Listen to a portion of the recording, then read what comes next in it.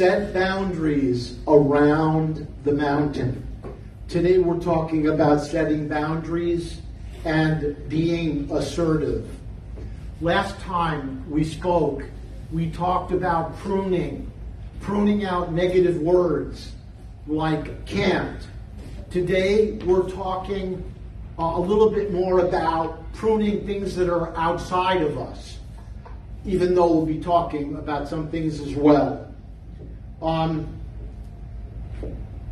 In this Parashah, Veyetze talks about Jacob. Jacob says in chapter 29, 21, he said, "Give me to Laban," because he had agreed to work 7 years for Laban to get his daughter Rachel. But he gave him his first daughter, Leah. But I want to go back just to where it starts. Give me my wife. He's being assertive here. And as we will see in this sermon, leading statements and leading questions are very good ways of being assertive and setting boundaries. So Jacob worked another 7 years for Rachel. So here we see that assertiveness or setting boundaries is a combination of words and actions. And Rachel said in chapter 30, verse 1, "Give me my sons. If there are none, I'll die." She's speaking to Jacob. Now there are good ways of being assertive and negative ways. She was demanding to Jacob. That is not always the best way to be assertive. Of course, you can be firm and you can be strong. As it says, rebuke your neighbor frankly. Now, let's go back to Rachel again. She was not giving birth to children, and she was very upset about that. So she gave Jacob Bilhah, her female servant, to have children through him. And after Bilhah had her second son, she said, "I've surely wrestled with my sister. Also, I have won." Setting boundaries and being assertive can be like wrestling. Job said that he tests us every minute. And in 1 Peter 5:8, it says, "Stay alert. Watch out. Your adversary, the devil, prowls around like a roaring lion, searching for someone to devour. Stand up against him, firm in your faith, knowing that the same kinds of suffering are being laid upon your brothers and sisters throughout the world." So if God is testing you, and if you feel like maybe you should be assertive, maybe I need to set boundaries, it happens to all of us. Set boundaries around the mountain. But there's also another principle here, that we are also supposed to wait upon God. In Genesis 30, 25 through 43, Jacob speaks up for himself extensively with his father-in-law, Laban, and Jacob becomes exceedingly prosperous. Sometimes being assertive can lead to prosperity. So Jacob decides to go back to his family. And so he's talking to his two wives, Leah and Rachel. He wants to go there. And they say, "Everything God has told you, do it." Another leading statement, do it. In Proverbs 18:1, death and life are in the power of the tongue, and those who love it will eat its fruit. I believe that being assertive, setting boundaries, are one of the most important things we can ever learn. Communication skills, one of the most important things we can ever learn. And setting boundaries is part also of communication skills. Now, back in when I was maybe in my 20s or early 30s, at different times, 3 people who I had known asked me about living in my apartment. Not at the same time, and they were people I knew, friends of mine, and I was dealing with this, and I wasn't sure what to do because, they were friends, and I wanted to be kind, I wanted to be giving, but I also knew I needed to protect myself. So, after a while, actually when they did it, I said, by the grace of God, by the hand of God, I was able to set that boundary. And then later, I heard about squatter's law. Squatter's law is that if someone lives in your house for up to 30 days or 60 days, I'm not exactly sure, they have to stay. You cannot kick them out of your house unless you take them to court. I realized after this happened, my life could have been ruined, because of this, if I hadn't stood up to myself. But there are people that have been stayed over at my house, and that was fine. So there's a time to be assertive. There's also a time to be kind. There are benefits to being setting boundaries because it can protect us, and it also can affect people that deal with us. And I'll give some examples, but first we're going to talk about idolatry. First, set boundaries around the mountain. In Exodus 12:12, God says, I will execute judgment against all the gods of Egypt.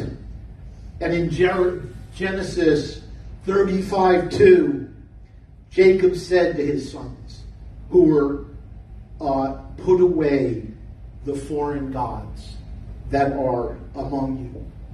Are we keeping idols out of our lives?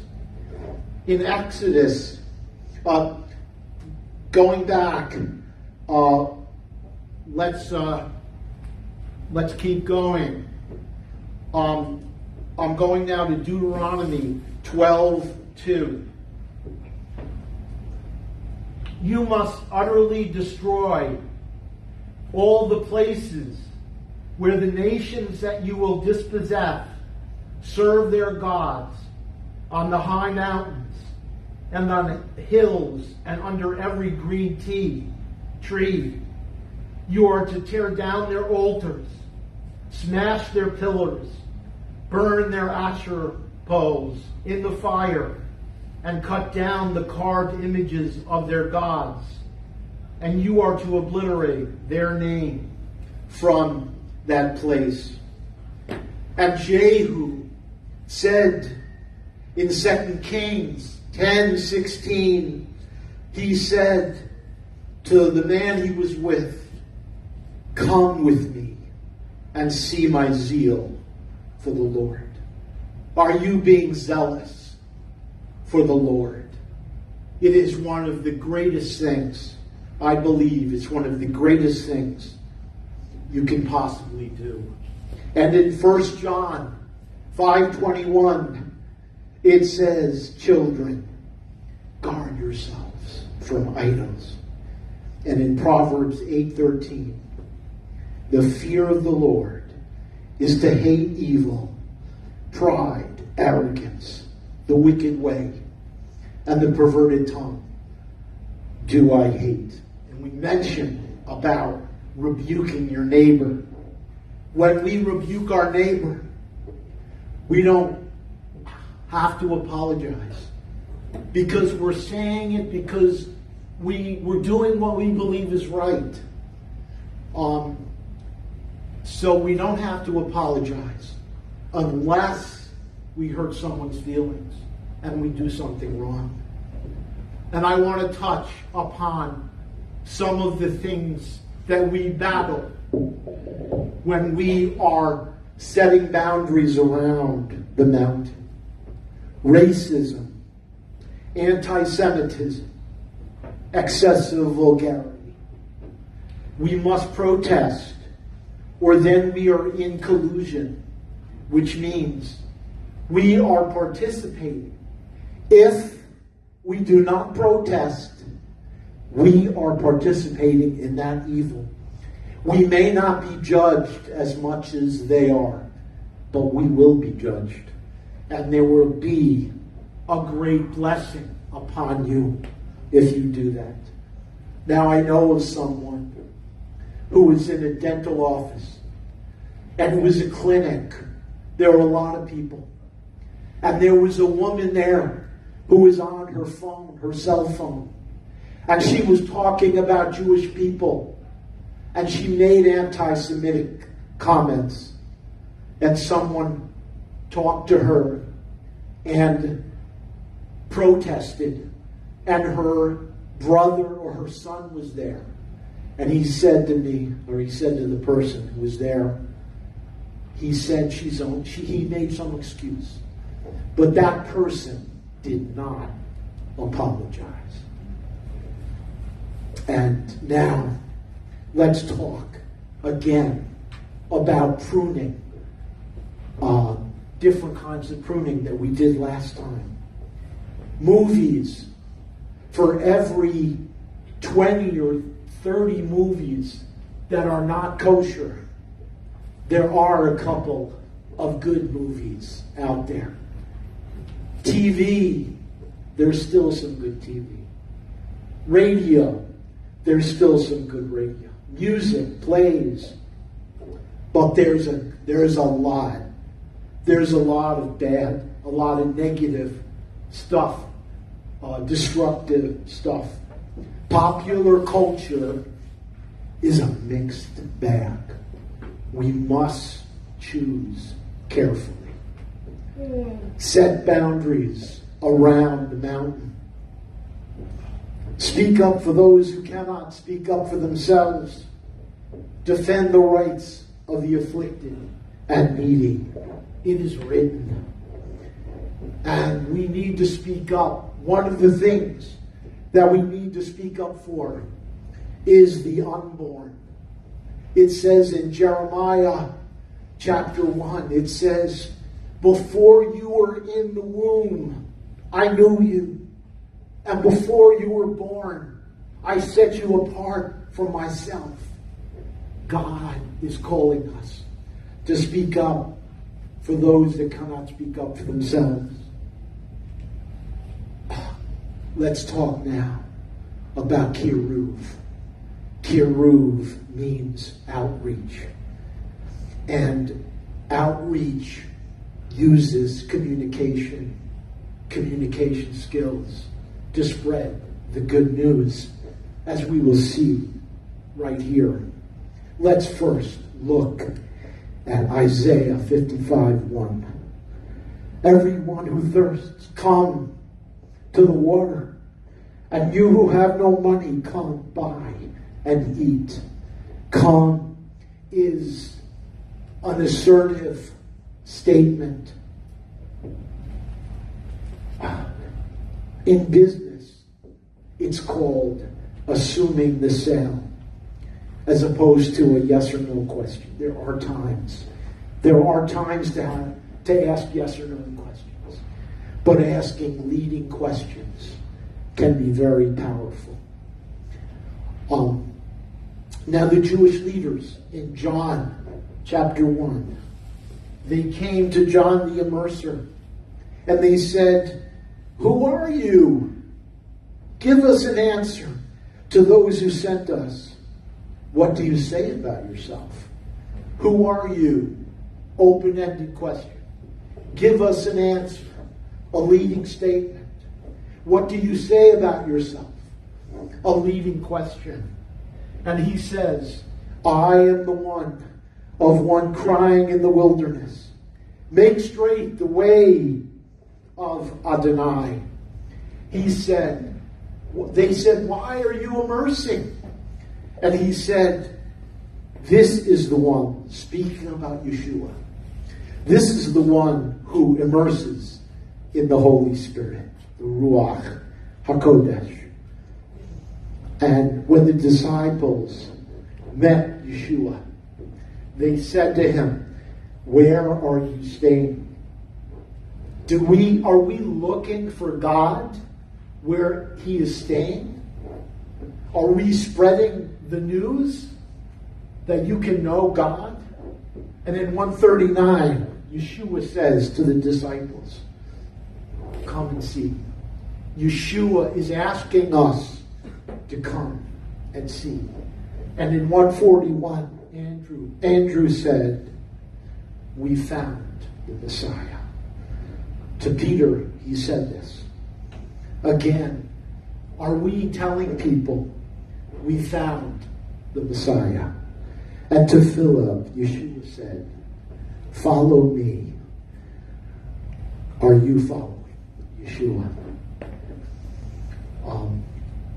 Set boundaries in words and actions. Set boundaries and rebuke your neighbor, frankly. Set boundaries and become prosperous. Set boundaries with people. Set boundaries regarding idolatry. Set boundaries with our outreach and our communication. Set boundaries when we are wrestling, when we are tested. Set boundaries around the mountain. Shabbat Shalom.